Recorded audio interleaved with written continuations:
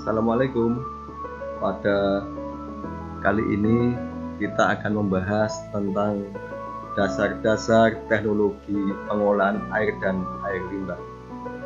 3 buku yang menjadi acuan yang utama yaitu Metcalfe Eddy, kemudian Reynolds dan Clay.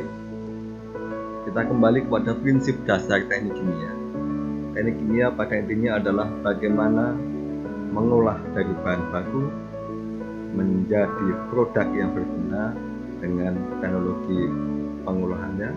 Kemudian selanjutnya teknologi pengolahannya sudah tentu skalanya skala komersial. Teknologi pengolahan intinya dapat dibagi dalam 2 kelompok besar, yaitu yang namanya satuan proses dan satuan operasi. Satuan proses adalah satuan teknologi yang di dalamnya melibatkan reaksi kimia ataupun biokimia.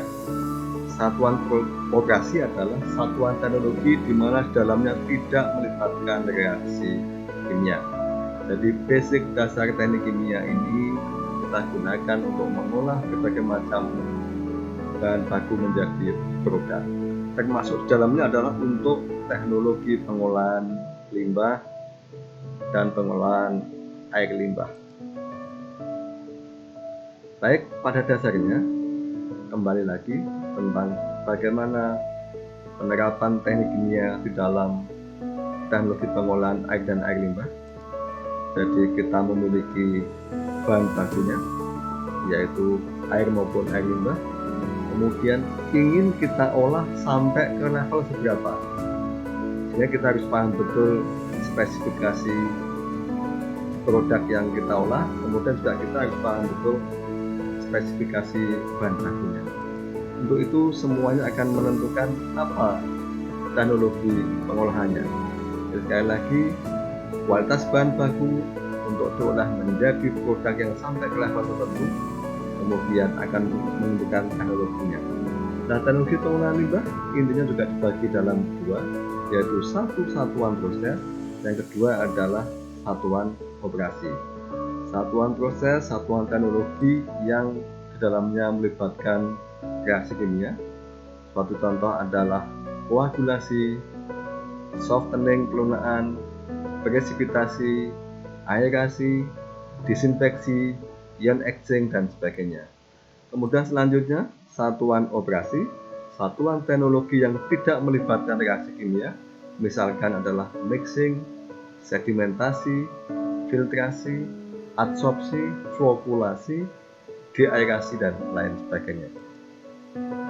Baik, kemudian teknologi pengolahannya pada intinya dibagi dalam 3 kelompok, yaitu fisika, kimia, dan biologi. Kemudian ada juga yang membagi ke dalam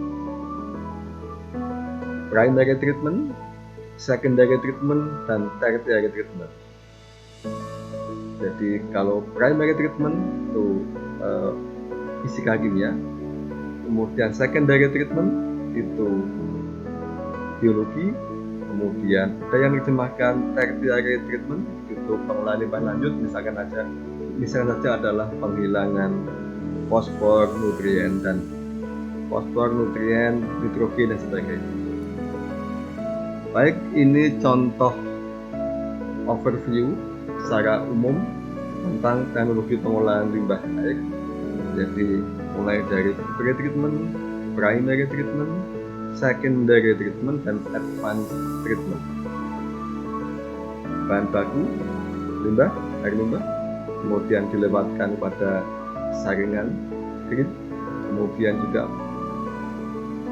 dilewatkan ke dalam bak untuk penghilangan padatan-padatan kasar, masuk ke bak ekualisasi, kemudian masuk ke primary settling, selanjutnya perlakuan secara biologis, kemudian masuk ke secondary settling, dan perlakuan lanjut. Selanjutnya siap dibuang ke lingkungan.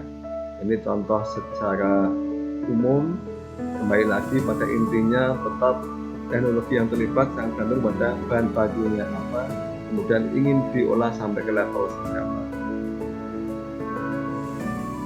Ini contoh yang lain juga mirip, bahan baku kemudian masuk melalui saringan dulu dan masuk ke grid chamber, didapatkan padatan-padatan yang terpisah, kemudian masuk ke primary clarifier. Ini satu contoh biasanya adalah koagulasi diikuti dengan pengendapan dari koagulasinya. Kemudian setelah itu masuk ke bak aerasi, masuk ke secondary clarifier. Secondary clarifier di sini muncul padatan-padatan biological solid, kemudian padatannya karena ini mengandung bakteri dengan konsentrasi tinggi kembali ke dalam bak aerasi mengalami proses biologis, kemudian sebagian lagi dibuang. Selanjutnya setelah melalui secondary clarifier, kemudian masuk ke disinfeksi untuk dimatikan kumannya dan siap dibuang ke lingkungan. Dari primary clarifier muncul padatan ini kemudian bisa diolah lebih lanjut di dalam digester, baik aerobik maupun anaerobik. Kemudian lumpur yang terbentuk dilakukan stabilisasi, kemudian intinya siap dibuang ke lingkungan. Ini diharapkan kalau kita bisa membayangkan bahan bakunya demikian, kemudian bisa menjadi jernih seperti ini kalau proses pengolahannya berhasil dengan baik. Beberapa terminologi yang akan sering kita temui ketika kita membahas tentang teknologi pengolahan air limbah antara lain adalah biosolid, karakteristik air limbah, konstituen air limbah, disinfeksi, effluent, non-point source, nutrien, reklamasi, sludge, stabilisasi. Ini beberapa terminologi yang akan sering kita temukan, maka kita harus memahami betul apa dari makna dari masing-masing terminologi ini. Baik, selanjutnya adalah dari konstituen yang ada di dalam air limbah. Secara umum kita akan menentukan kalau ingin mengolah apa satuan operasi maupun proses yang akan digunakan. Suatu contoh adalah suspended solid di dalam air limbah bisa kita pisahkan dengan screening, grid removal, sedimentasi. Contoh yang lain, kalau isinya adalah biodegradable organik, maka bisa kita olah dengan anaerobik, kemudian ini punya aerobik treatment, kemudian oksidasi kimia dan filtrasi membran. Misalkan nitrogen itu bisa kita olah dengan biological nitrogen removal, pengolahan atau penghilangan nitrogen secara biologi, kemudian air stripping dan ion exchange. Fosfor dengan ini intinya biological phosphor removal, chemical treatment. Kemudian bakteri patogen kita hilangkan dengan fluorinasi, ozonasi, dan ultraviolet. Volatile organic carbon dapat kita olah dengan air stripping dan adsorpsi karbon. Baik, selanjutnya ini ada berbagai macam level perlakuan, kemudian pada masing-masing level perlakuan ini apa yang kita olah.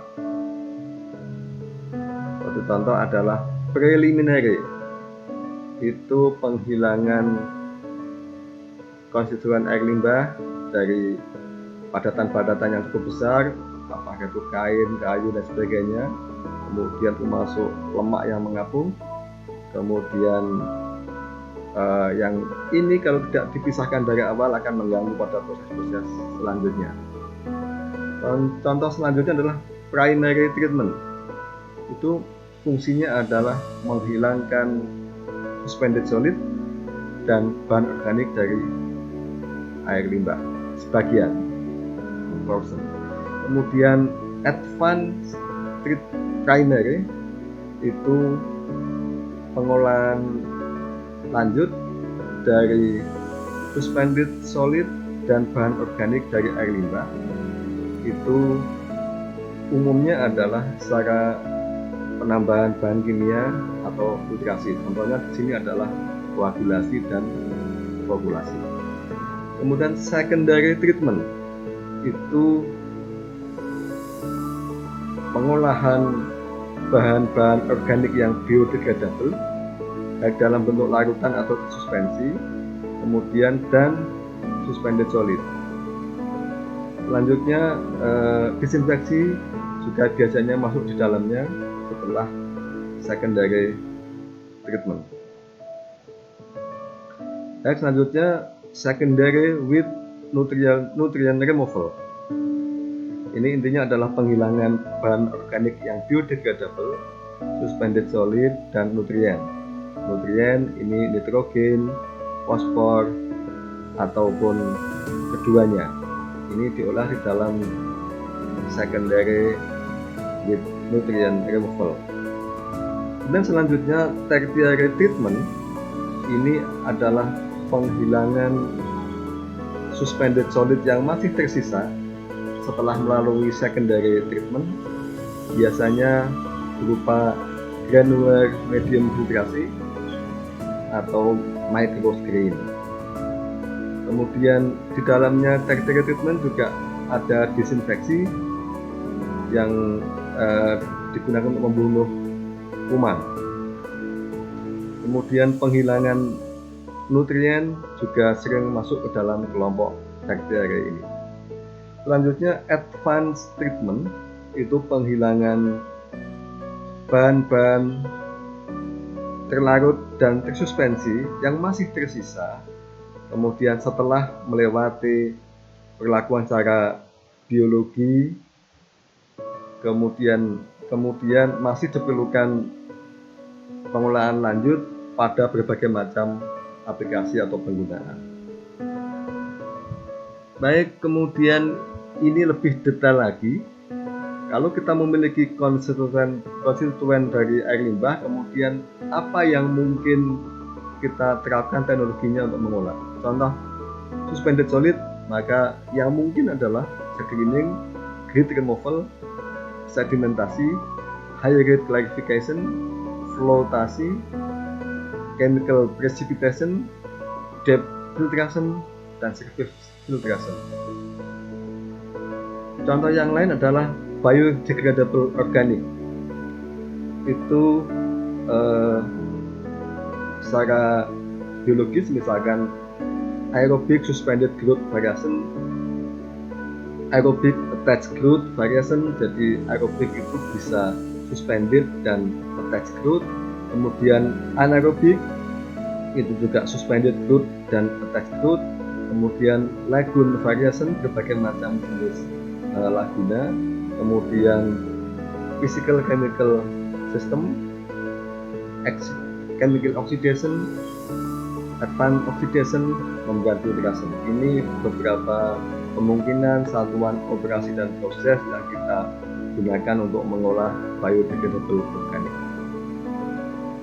Demikian selanjutnya ada nutriennya itu nitrogen, fosfor ataupun keduanya. Itu satu contoh adalah kalau nitrogen menggunakan chemical oxidation. Kita tahu pada waktu klorinasi itu ada breakpoint chlorination, itu di dalamnya juga sudah melibatkan oksidasi dari senyawa nitrogen. Kemudian ada nitrifikasi dan denitrifikasi dengan suspended growth, pertumbuhan bakteri yang disuspensi. Bentuk yang lain adalah nitrifikasi dan denitrifikasi dengan fixed film. Fixed film itu adalah yang tadi attached growth, pertumbuhan melekat. Kemudian ada air stripping dan ion exchange. Penghilangan fosfor itu bisa chemical treatment, kemudian bisa biological phosphorus removal, jadi penghilangan fosfor secara biologi. Kemudian nitrogen dan fosfor bersama-sama itu sebagai variasi pengolahan dengan nutrien secara biologis. Bakteri patogen bisa kita olah dengan penambahan senyawa klorin, klorin dioksida, ozon ultraviolet. Ini prinsipnya adalah prinsip desinfeksi, membunuh kuman. Kemudian padatan koloid dan telarut, yang mungkin adalah membran, perlakuan kimia, adsorpsi karbon, ion exchange. Selanjutnya volatil organik karbon, itu satuannya adalah air stripping, adsorpsi karbon, oksidasi lanjut. Bau, odor, itu chemical scrubber, carbon adsorption, biofilter, dan compost filter. Baik, demikian basic teknologi untuk pengolahan air dan air limbah.